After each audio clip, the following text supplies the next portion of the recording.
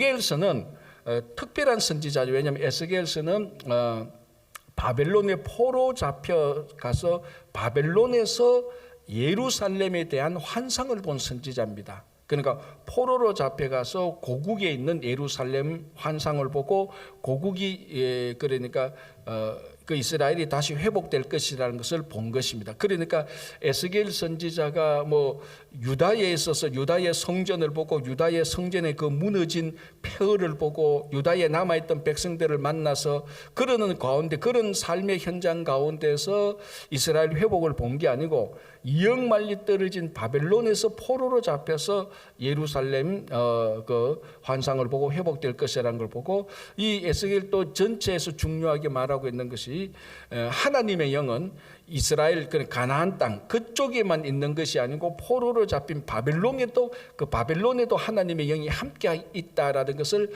선포했던 선지자입니다. 그러니까 우리가 흔히 말하는 대예언서 이사야, 예레미야 그리고 에스겔, 다니엘 요 네 명의 선지자 가운데 가장 하나님의 영에 대해서 예민하게 하나님의 그리고 성령에 대해서 많은 중요한 말씀을 선포했던 분이 바로 이 에스겔 선지자입니다. 그러니까 우리가 이 에스겔 선지자는 좀 그러니까 신비로운 환상가죠. 신비로운 환상가죠. 그게 우리한테 신비로운 환상가로 비춰지는 게 하나님의 영을 많이 강조했기 때문입니다.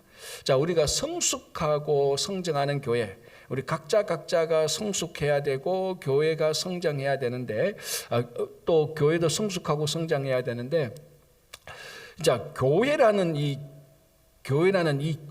어떤 기관 또는 제도 또는 직분과 세상에 있는 다른 기관들, 다른 직분들 거기다 직분이라고 말은 안 해요. 세상 그냥 직책이라고 말을 하죠. 또는 직무.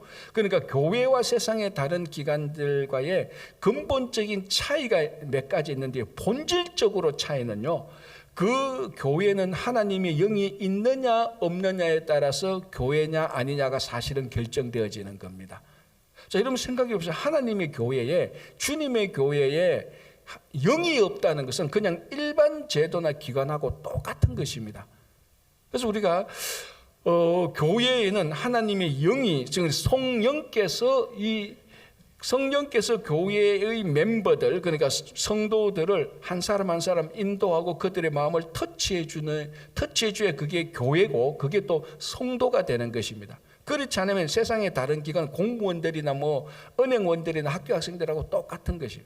마찬가지로 예배를 드리는데 학교라는 건물을 빌려서 예배를 드리도 거기에 하나님의 영이 함께할 때는 건물은 학교라는 건물이지만 그곳은 하나님의 영이 함께 하나님의 사람들이 하나님의 영이 함께 모였기 때문에 그곳은 교회가 되는 것입니다.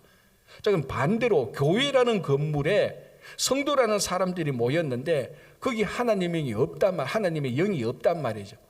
이성적으로만 말하고 자기 분노와 자기 감정으로만 말한다면은 그건 교회 건물 안에는 있지만 교회는 아닌 것입니다. 그러니까 사람들의 모임이 교회냐 교회가 아니냐를 결정하는 가장 중요한 본질이 뭐냐? 하나님의 영이 함께 하느냐 안 하느냐 그거입니다.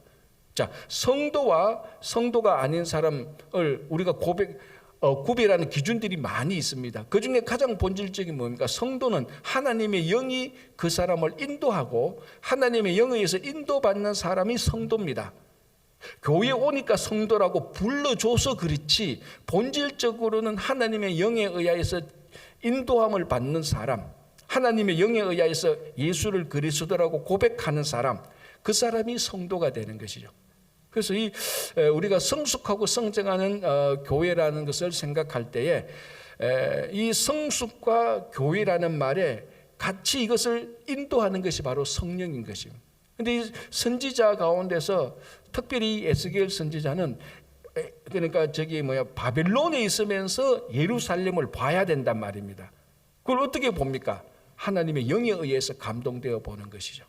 그 수밖에 없습니다. 자, 우리가 요한계시록을 보십시오. 요한계시록에 사도 요한이 밤모섬에 갇혀서 하늘의 것을 봅니다. 어떻게 봅니까? 성령으로 보는 것이죠. 성령으로 하나님께서 환상, 다른 말로 비전을 통하여서 보여준 게 요한계시록 4장부터 요한계시록 끝까지입니다. 그죠? 그러니까 우리 성도가 이 땅에 살면서 하늘나라에 대한 비전을 가지고 하늘나라에 대한 확신을 가질 수 있는 것이 성령입니다. 그러니까 잘 가르쳐서 그 세상에서 선생님이 학생들 가르쳐서 야, 우리가 죽고 나면은 사람은 영적인 것이 있기 때문에 뭐 이렇게 해서 가르쳐서 되는 게 아니고, 이건 하나님의 영이 우리를 인도하게 되고, 그 영의 인도함을, 그 하나님의 인도하심에 우리 자신을 내어 놓을 때 우리가 하나님 나라에 대한 확신을 가지고 비전을 가지게 되는 겁니다.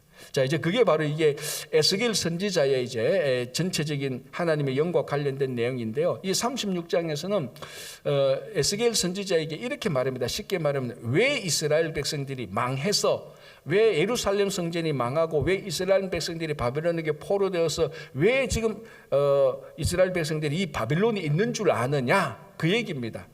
쉽게 말해서 너희들의 우상을 섬기고, 이제 그게 뭡니까? 24절에 보면은 24절,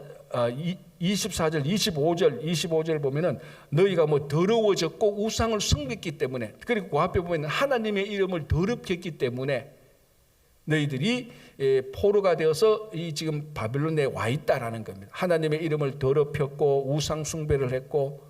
자, 그러면서 26절을 보시기 바랍니다. 또 새 영을 너희 속에 두고 새 마음을 너희에게 주되. 자, 그러면 우상 숭배를 했고 하나님의 이름을 더럽혔단 말이죠. 그 본질을 어디에 보는가 하면은 정결하지 못한 마음에 두고 있는 것입니다. 너희들이 마음이 더러워졌기 때문에, 이 더러워진 마음 때문에 우상을 섬겼고, 우상을 섬기니까 자동적으로 하나님의 이름이 더럽혀지는 겁니다.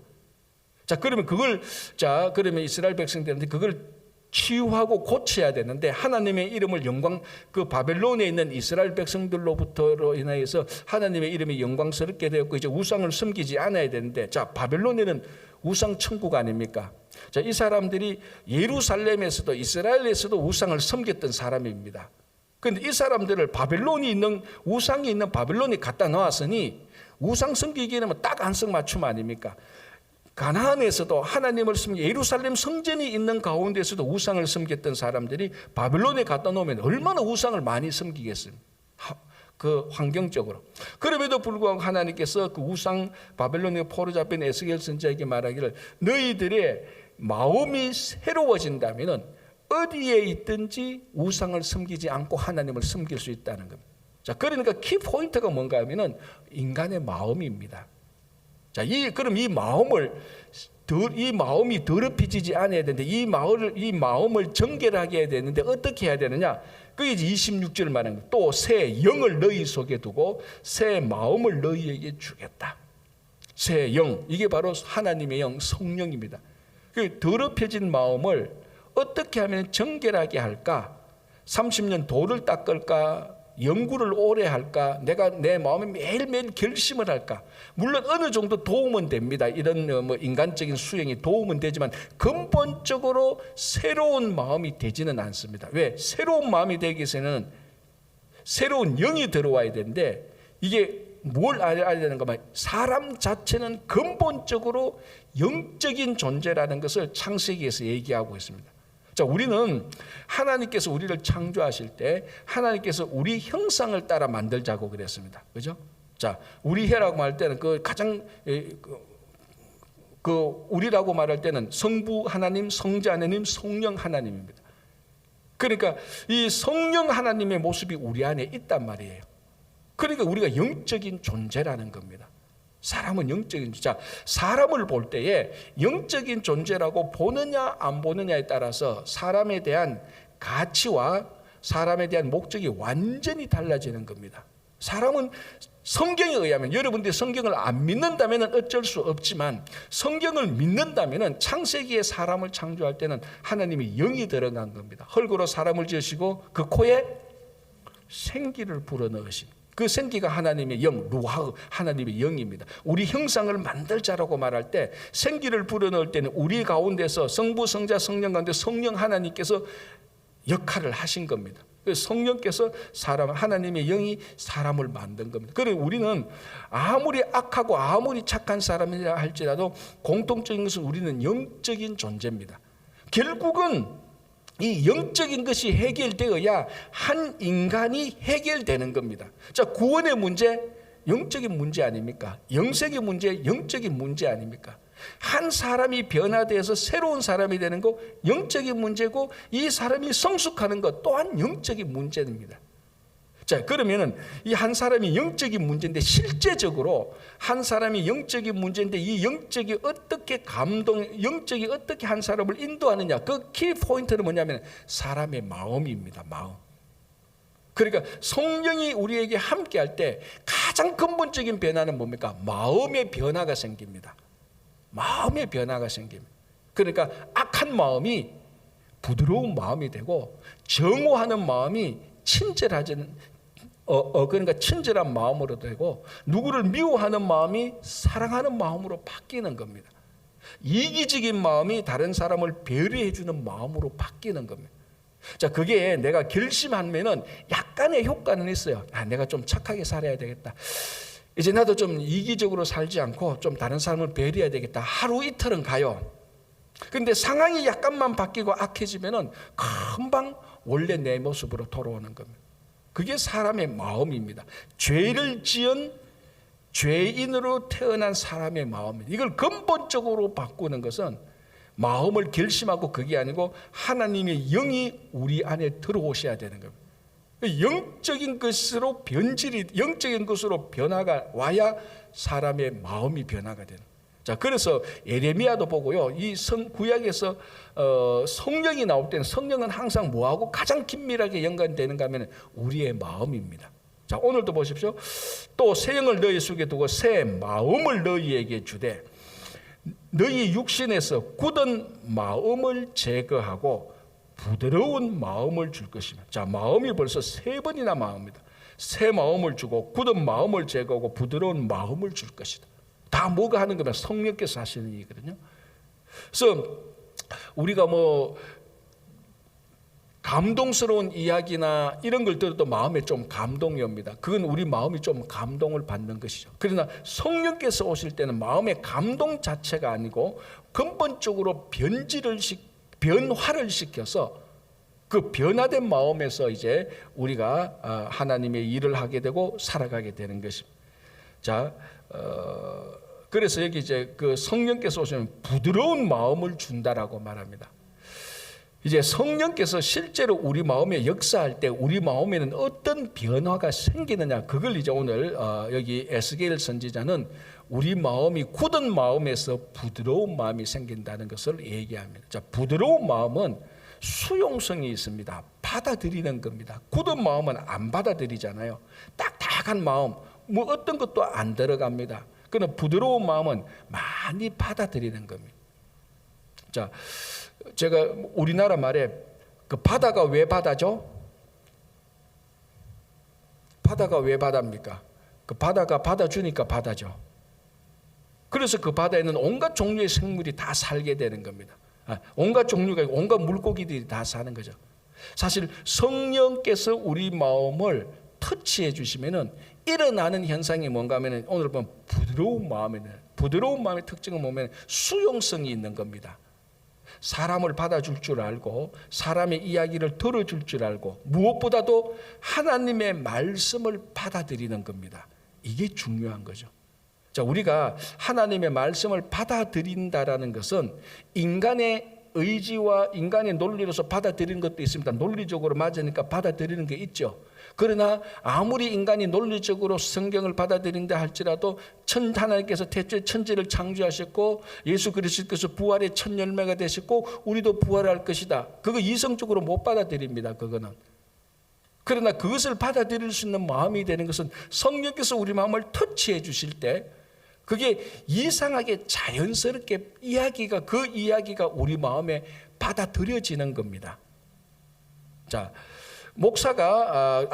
설교자가 설교를 할 때 그 말씀이 받아들이는 것은 여러분들의 이성이 작동해서 받아들여지는 것도 분명히 있어요. 성령께서 여러분들의 이성을 터치하셔서 이성적으로 받아들일 수 있는 것도 분명히 있습니다. 그러나 더 근본적인 것은 성령께서 우리 마음을 터치해 주셔서 이걸 하나님의 말씀으로 받는 거예요. 성경을 읽을 때 이 성경이 하나님의 말씀으로 받는 겁니다. 자, 이게 지난 기독교 역사 100년 동안 이것이 가장 무너졌던 기독교가 다시 일어섰는데 굉장히 중요한 역할을 한 겁니다. 자, 약간 역사적으로 간단하게 말하면 18세기, 19세기 우리 유럽 쪽에는 전부 다 이성의 시대였잖아요. 계몽의 시대고, 그래서 과학이 발달하고 산업혁명 이후에 많은 것이 발달했잖아요. 그러니까 성경도 이성적으로 보니까 이게 에스겔 선지자는 에스겔이 썼다, 에스겔이라는 사람이 썼다로 끝나는 거예요. 마태복음 마태가 썼다는 게 끝나는 거예요. 즉 하나님의 영에 감동된 책이 아닌 걸로 보는 겁니다.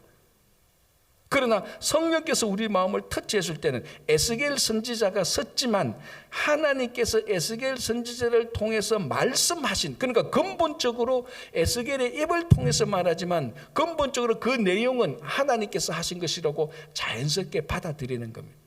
그게 우리 마음이 그렇게 되는 겁니다. 그러니까 여러분들이 이 설교를 듣고 성경을 읽을 때 하나님의 말씀으로 아멘 할 때, 그때 성령께서 여러분들의 마음을 이미 감동시켜서 여러분들의 마음이 부드러운 마음이 된 겁니다. 그걸 안 믿는 분들도 있어요. 내가 똑똑해서 알아들었지. 그게 똑똑해서 알아듣는 게 아니고 성령께서 그 마음을 부드럽게 만져 놓은 겁니다. 자, 그런데 가끔 이제 어떤 분들을 보면요, 똑같은 설교를 들었는데 그게 하나님의 말씀으로 안 들려요. 그냥 한 인간이 연설하는 걸로 들린다고요. 그러니까 저 사람이 연설을 잘하는지 못하는지 듣고 나서 자기 마음에 좋으면은 연설을 잘했구나 그렇게 말을 못하고 설교가 좋구나. 그러니까 자기 마음에 좋으면은 그거는 좋은 설교인 거예요. 성령께서 역사하실 때는 그게 아닙니다. 어떨 때는 성령께서 역사하실 때 그 말씀이 하나님의 내가 잘못했을 때 책망하는 말씀으로 들려야 되는 거예요. 그걸 받아들일 수 있는 것이 성령께서 우리 마음을 부드럽게 해줄 때입니다. 그래서 이 이스라엘 백성들이 얼마나 그 마지막에 그 유다 때 망할 때 얼마나 마음이 교만했습니까? 선지자들, 특히 에레미야 선지자가 계속해서 하나님의 말씀을 선포해도 안 듣잖아요. 안 들어. 왜 안 듣습니까? 성령을 영접하지 않으니까. 마음이 부드러운 마음이 아니고 굳은 마음이 되니까 안 듣는 거예요. 그러니까 그런 에레미야 선지자가 나오도 에레미야가 선지했던 말씀조차도 그네들 앞에 안 듣는 굳은 마음들 앞에서는 무용지물입니다. 그냥 인간이 하는 말이고, 인간이 하는 말 가운데 자기가 듣기에 좋으면 받아들이고 듣기 안 좋으면 다 거절하는 거죠. 그러니까 그 유다가 망한다, 그 망하고 난 다음에 너희들이 새롭게 거듭나야 되는 그 심판의 말씀을 하니까 성령이 없으니까 굳은 마음이니까 다 거절하고 에레미야를 다 배척해 버린 거예요. 자, 27절 보겠습니다. 또 내 영을 너희 속에 두어 너희로 내 율례를 행하게 하리니. 자, 여기서 율례는 우리가 간단하게 말씀이라고 생각하면 됩니다. 다시 말하면 하나님의 영이 우리 안에 와서 하나님의 말씀을 지키게 한다는 겁니다. 자, 다시 했던 말이 어떻게 보면 반복되는데요. 하나님의 성령께서 우리 마음에 와서 하나님의 말씀을 지키게 하는 겁니다. 자, 그렇다면 우리가 뭘 알아야 되는가 하면 하나님의 말씀으로 하나님의 말씀으로 성경, 하나님의 말씀을 지킨다면은 먼저 하나님의 말씀을 우리가 알게 되는 겁니다. 알게 되는 것. 알아야 지키죠. 모르는데 어떻게 지킵니까? 그래서 여러분, 성경과 성령, 하나님의 말씀과 성령은요, 동전의 양면하고 같은 것입니다. 성령은 하나님의 말씀 없고 하나님의 말씀 없는 성령 없습니다. 하나님의 말씀과 성령은 항상 함께 같이 가는 겁니다. 자, 여러분, 영어 소설을 읽으려면 여러분들이 영어로 읽습니까? 한국말로 읽습니까? 목사님, 그런 유치한 질문. 영어 소설을 영어로 읽지 누가 한국말로 읽습니까? 영어 소설은 영어로 읽어요. 지극히 상식 중에 상식 중에 상식이죠. 영어 소설은 영어로 읽습니다. 성경은 뭐로 읽습니까? 성경은 뭐로 적혔습니까? 그만큼 성경 암송하라 그랬는데 디모데후서 3장 16절 모든 성경은 하나님의 감동으로. 그렇죠. 이 성경은 영어 성경이든 한국말 성경이든 독일어 성경이든 성경은 뭐로 기록됐습니까? 하나님의 감동으로 기록된 겁니다. 무엇으로 읽어야 돼요? 하나님의 감동으로 읽어야 되죠. 영어 소설은 영어로 읽듯이 성경은 무엇으로 기록됐다? 하나님의 감동, 하나님의 영으로 기록되었으니까 하나님의 영으로 읽어야 되는 겁니다. 그래야 성경이 읽히는 거죠. 영어 소설 한국말로 읽는다고 백날 읽어봤자 단어 하나도 못 읽어요. 하나님의 말씀은 근본적으로 하나님의 감동으로 기록된 것이니 우리가 그 감동된 마음으로 성경을 읽어야 하나님의 말씀이 들리는 겁니다. 그래야 뭐 말씀을 알든지 모르든지 하죠. 지키든지 안 지키든지 하는 거죠. 그러니까 성령께서 우리 안에 두어서 말씀을 지키게 한다. 첫 번째 단계는 말씀을 알게 한다는 겁니다. 왜? 말씀 자체가 성령으로 기록되어 있으니 성령으로 알아야 되는 겁니다. 그리고 난 다음에 아니까, 자, 여기서 안다는 것은 이제 성령으로 기록된 말씀을 성령으로 안다는 것은 머리로 안다는 것이 아니고 진짜 새 마음으로 안다는 거죠. 그래서 이거는 새 마음으로 아는 것은 자동적으로 그것은 행하게 되어 있습니다. 자동적으로 행하게 되어 있습니다. 왜 우리가 아는 것하고 행함 사이에 간격이 많으냐? 그것은 아는 것하고 행하는 사이가 별개로 움직이기 때문인 겁니다. 그냥 알기만 하고 행하지는 않아요. 그런데 성령으로 하나님의 말씀을 안다는 것은 이게 자동적으로 행하도록 연결된 메커니즘이 있는 겁니다. 그러니까 굳이 말하자면 쉽게 말하면 영적 메커니즘이 있는데, 영적 시스템이 있는데 그 영적 시스템은 뭔가 하면 성령으로 하나님의 말씀을 알면은 영적 시스템에 의해서 자동적으로 말씀을 지키도록 되어 있는 것입니다. 그러면은 이런 결론을 내릴 수 있죠. 내가 하나님의 말씀을 아는데 내가 왜 하나님의 말씀을 안 지켜? 그 뭔가 영적 시스템에 고장이 난 겁니다. 그 고장 난 이유는 뭔가 내가 하나님의 말씀을 영어로 아는 게 아니고 내 생각으로 아는 거예요. 내 생각으로 하나님의 말씀을 이렇다 판가름하기 때문에 안 지켜지는 그런 고장 난 영적 시스템이 생기는 겁니다. 그래서 하나님의 말씀을 성령으로 안다. 그거는 그대로 지키도록 되어 있습니다. 그래서 여러분 지금 계속해서 안다라고 말하는데 히브리어로 안다라는 말은 경험한다는 말하고 같은 겁니다. 내가 하나님의 말씀을 안다. 히브리어로 하나님의 말씀을 안다. 야다라는 말인데 하나님의 말씀을 야다 안다. 이 말은 내가 하나님의 말씀을 경험한다라는 말하고 같은 겁니다. 우리는 아는 것하고 행하는 것하고 단어도 다르고 완전히 분리되어 있습니다. 그런데 히브리어는 안다라는 말은 안다는 말하고 행한다는 말하고 여기 하나로 같이 돌아가는 겁니다. 그래서 30절에 내 영을 너희 속에 두어 내 율례를 행하게 하리니, 그러니까 하나님의 영으로 하나님의 말씀을 알면은 자동적으로 하나님의 말씀을 지키게 되는 겁니다. 너희가 내 규례를 지켜 행할지라. 자, 그러면은 이제 쉽게 말하면은 너희들이 다시 너희 조상의 땅으로 돌아가겠다. 이 에스겔 선지자가 지금 바벨론 포로되어 있는데 너희들이 하나님의 영으로 하나님께서 성령을 주신데 그 영을 받아서 너희들이 하나님의 말씀을 알고 하나님을 지키면 하나님께서 다시 너희를 약속의 땅으로 다시 돌려보내겠다. 자, 그게 제2의 출애굽 아닙니까? 그래서 바벨론에서 귀환하게 되는 겁니다. 그래서 에스겔 선지자가 그 바벨론에서 이스라엘 백성들에게 하나님의 영으로 선포하는 게 바로 이 에스겔 선지자입니다. 자, 37장으로 좀 넘어가겠습니다. 이 성경에서 가장 유명한 본문 가운데 또 하나죠. 마른 뼈 환상이죠. 우리가 특별히 부활절 때에 이 마른 뼈 환상을 우리가 많이 묵상하고 하는데요. 내용은 다 알 겁니다. 하나님께서 에스겔 선지자를 환상 중에 데리고 가서 마른 뼈들이 있는 곳에 쫙 데려가서 이 뼈들이 너 보냐? 이 뼈를 보냐? 그러니까 인간의 뼈들이 다 있는데 예, 봅니다. 이 뼈들이 살아나겠느냐? 대화를 몇 번 주고 난 다음에 하나님께서 이 뼈들을 살리는 겁니다. 자, 그러니까 이게 37장 5절, 6절, 7절, 8절 보면 이게 이제 신비한 일이 나죠. 거기에 많은 뼈들이 자동적으로 오토매티컬리 조립이 되는 겁니다. 우리말하면.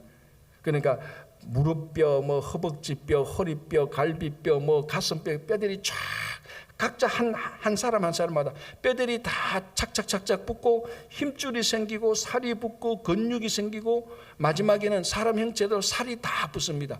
그 모습 보면 사람이 다 된 거예요. 자, 7절 볼게요. 37장 7절. 이제 내가 명령을 따라 대언하니 내가 예언할 때 소리가 나고 움직이며 이 뼈, 저 뼈가 들어맞아 뼈들이 서로 연결되더라. 내가 또 보니 그 뼈에 힘줄이 생기고 살이 오르며 그 위에 가죽이 덮이나, 살도 생기고 우리 가죽이 생기고, 그러니까 딱 이렇게 보면은 멀쩡한 사람입니다. 그러나 한 가지가 없죠. 그 속에 생기는 없더라. 생기. 이게 바로 루아흐 하나님의 영입니다. 우리가 말하는 성령, 우리 쪽에서 보면은 내게 주어진 영, 그게 없다는 겁니다. 사람은 있는데 사람의 멀쩡하게 사람 모습은 똑같습니다. 뼈 있고 힘줄 있고 신경 있고 오장육부 있고 안에 통통한 살도 있고 예쁜 피부도 다 있어요. 하나가 없습니다. 생기가 없는 거죠. 이건 아직 사람입니까? 아닙니까? 아직 사람이 아닙니다. 마네킹하고 같은 겁니다. 그냥 여기 하나님께서 생기를 불어넣으니 사람이 되는 겁니다. 사람이 되는 것뿐만 아니고 큰 군대가 되는 거죠. 그래서 여기서 보면은 이 생기, 하나님의 영이 계속해서 뭐하고 같이 연결되는가 하면 생기가 들어가야 사람이 산다라고 말을 합니다. 자, 한번 볼게요. 14절 결론적인 37장 14절 결론적인 말을 볼게요. 내가 또 내 영을 너희 속에 두어 너희가 살아나게 하고 내가 또 너희를 너희 고국 땅에 두리니, 자, 내 영을 너희 속에 두니 살아나게 하고. 그러니까 5절 또 볼게요. 37장 5절 주 여호와께서 이 뼈들에게 이같이 말씀하시기를 내가 생기를 너희에게 들어가게 하리니 너희가 살아나리라. 그러니까 한 사람이 온전히 살아나는 데는 하나님의 영이 없으면 그거 산 게 아닙니다. 우리가 보통 옛날에 부흥회 할 때 부흥 강사 목사님이 뭐 이런 말을 합니다. 저 하나님의 영이 없으면 영적으로 다 죽은 것입니다. 그렇게 말을 하는. 그거 지금 그 말을 하는 겁니다. 멀쩡하게 말도 하고 멀쩡하게 생각도 하고 오늘 하루 일도 합니다. 그러나 하나님께서 영적으로 볼 때 그게 이제 영적으로 죽은 것이죠. 그럼 이 영적으로 죽은 것이 어떻게 살아나느냐? 하나님의 영이 함께 임할 때 살아나는 겁니다. 자, 우리 요한복음 3장에 보면은 밤에 니고데모라는 관원이 예수님에게 찾아와서 대화를 하지 않습니까? 자, 그때 예수님께서 니고데모에게 뭐라고 말합니까? 네가 거듭나야 하나님의 나라를 볼 수 있다라고 말을 합니다. 자, 그러니까 니고데모가 그런 말 처음 듣죠. 내가 거듭난다, 본 어게인 한다. 그럼 엄마 뱃속에 들어서 다시 태어나야 되느냐? 그게 사실 글자 그대로 자기 육신의 본 어게인 맞는 거죠. 그때 예수님께서 그런 말이 아니고 그때 이제 예수님께서 거듭난다라는 말의 원뜻은 처음부터 다시 태어나야 된다는 겁니다. 그러니까 아마 그걸 육적으로 받아들인 니고데모가 처음부터 다시 태어난다. 그 엄마 뱃속에 들어가서 다시 태어나야 된다. 그렇게 육적으로 받아들인 겁니다. 그런데 예수님께서 말씀하신 처음부터 다시 태어난다는 것은 엄마 뱃속보다 더 처음 뭘 말하는 겁니까? 태초에 하나님이 사람을 창조할 그 처음부터 다시 태어나야 된다. 자, 그게 뭡니까? 하나님께서 흙으로 사람을 만드사 그 흙에다가 생기를 불어넣으시니 생명이 된 자라. 그 상태로 다시 돌아가서 태어나야 된다. 그 상태로 돼야 된다는. 무슨 말인가 하면 네가 거듭난다는 것은 원래 인간이 처음 창조될 때 그 흙으로 만들고 거기 하나님의 영이 부어졌는데 그 영으로 다시 그 영적인 인간으로 회복되어야 하나님의 나라를 볼 수 있다는 겁니다. 자, 대부분 또 아직까지 사람들이 거듭나야 된다 그러면 내가 다시 새로운 사람으로 되겠다. 그래서 내가 마음도 선하게 먹고 이제는 나쁜 마음도 안 먹고 이제 내가 열심히 살고 이제 내가 정말 성실히 살겠다. 자기 마음을 결심함으로 새로운 사람이 되려고 하는 것이 보통 사람들이 새 사람이 되는 방법입니다. 그러나 예수님께서 니고데모에게 말했던 이런 방법은 단순히 사람의 마음, 네가 인간적으로 새 마음을 가지겠다고 새로운 생각을 하는 것, 창의적인 생각을 하는 것, 게으른 생각에서 부지런하게 살아야 되겠다 생각하는 그런 차원의 거듭나는 것이 아니고 그거보다 더 이전에 태초에 사람이 창조될 때 그 모습으로 다시 거듭나야 되는, 그 하나님의 영이 우리들에게 들어와야 된다는 거예요. 자, 그러면 이제 계속해서 우리가 하나님의 영으로 거듭나야 되고 하나님의 영이 와야 우리에게 우리 마음이 새로운 마음이 된다라고 얘기를 했는데, 그러면 성령이 우리에게 오는 건 뭡니까? 여러 가지 다양합니다. 이걸 아셔야 돼요. 성령이 우리에게 임하는 방식은, 우리가 성령을 영접하는 방식은, 우리가 성령을 경험하는 방식은 각자마다 다 차이가 있고요. 물론 공통점도 많죠. 자, 사도 바울에게서는 어떻게 성령을 경험하게 됩니까? 다메섹 도상으로 가다가 아주 드라마틱한 방법으로 성령을 경험하게 되는 겁니다. 이렇게 성령을 받는 사람, 어떤 때는 부엉이 할 때 진짜로 말씀을 듣고 하는데 막 진짜 마음에 막 견딜 수 없었는데 뜨거움이 오는 사람들도 있습니다. 주로 이제 좀 드라마틱한 방법이 있죠. 그러나 이게 대체로 보면은 담비에 가랑비에 물젓 가랑비에 옷 젖듯이 어느 날 보니까 내가 성령 받은 것 같다라는 생각이 쫙 드는 거예요. 어느 날. 그러니까 여러분 우리가 그 가랑비 하나 따고 올 때는 비 맞았다는 생각 별로 안 하면 이렇게 걸어가는데 가랑비 하나 턱 맞으면 내가 비 맞았는데 그 생각 안 하는 거하고 똑같습니다. 그런데 계속해서 맞다가 보니까 내가 지금 비를 맞고 있네. 그거하고 똑같은 겁니다. 어느 날 보니까 예수님이 나를 구원했다는 것이 믿겨져. 내가 믿는 게 아니고 믿겨져.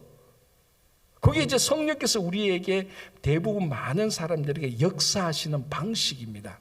물론 어떤 사람은 이보다 더 약간 더 확실하게 역사하는 방법도, 어떤 사람은 진짜 기도하는데 진짜 하나님께서 내게 역사하는 그런 것도 느끼는 아주 다양한 방식들이 있습니다. 오순절날 마가에 따라서 120명 모였는데 성령이 막 불같이면서 방언을 해서 얻게 되는 방법, 방언을 함으로 성령께서 내게 임했구나라고 확실히 여기는 방법, 뭐 하여튼 다양한데, 이렇든 저렇든 궁극적으로는 우리가 성령을 영접하는 겁니다. 하나님께서 우리에게 성령을 주실 때 우리가 영접하는데, 자, 이제 성령을 영접하는 것은 내가 딱 있으니까 성령께서 오시옵소서 웰컴 하고 이렇게 영접하는 이런 스타일이 아니고, 자, 우리가 예수님이 나의 구주라는 것을 믿고 내가 하나님의 말씀을 듣고 이게 하나님의 말씀이라는 것을 내가 하나님의 말씀인 것을 내가 인정할 때 내 안에 성령께서 계시다는 것을 인정하는 것이 굉장히 중요합니다. 그러니까 하나님께서 성령이 내게 함께 하시는구나 인정하는 것. 그래서 이제 어떤 저자는 성령에 관해서 어떤 저자가 이렇게 얘기하는 것, 저는 이 예화에 굉장히 제가 인정하는 예가 뭐냐면은, 자, 집에 들어가면 옛날에 보면은 옛날에 우리 아들도 집에 딱 들어가면은 그 고등학교 때 그냥 얼굴 한번 보고 끝내, 그게 인사예요. 그런데 만약에 집에 들어갔는데 우리 아들이 있단 말이죠. 그러면 나도 우리 아들 보고 그냥 아들이 있구나라고 인정을 하면은 지금 우리 집에 아들이 있구나라고 인정됩니다. 그럼 밥을 먹을 때 야, 저녁밥 먹자라고 걔를 불러냅니다. 그런데 집에 들어갔는데 아들이 있어도 아들이 작은 방에 있어도 문을 열어보지도 않고 아들이 있는지 말든지 인정을 안 하면 밥을 먹을 때 내 혼자 그냥 밥을 먹는 거예요. 아들이 있든지 말든지. 있긴 있는데 내가 인정 안 하니까, 즉 아들이 우리 집에 있다는 사실을 받아들이지 않으니까 그 아들하고 전혀 상관없이 집에서 내가 활동을 하는 거예요. 내가 마음대로 밥을 먹고 먹을 때도 뭐 아들 먹든지 말든지 있긴 있는데 내가 인정을 안 하니까. 그러나 있다면 어떻게 합니까? 밥을 먹을 때 야, 저녁 시간인데 와서 먹자. 관계가 되는 겁니다. 똑같습니다. 성령께서, 하나님께서 오늘 다른 분은 몰라도 최소한 새벽 기도 나오신 여러분들에게는 하나님께서 성령을 주셨기 때문에 오신 거예요. 이 새벽에.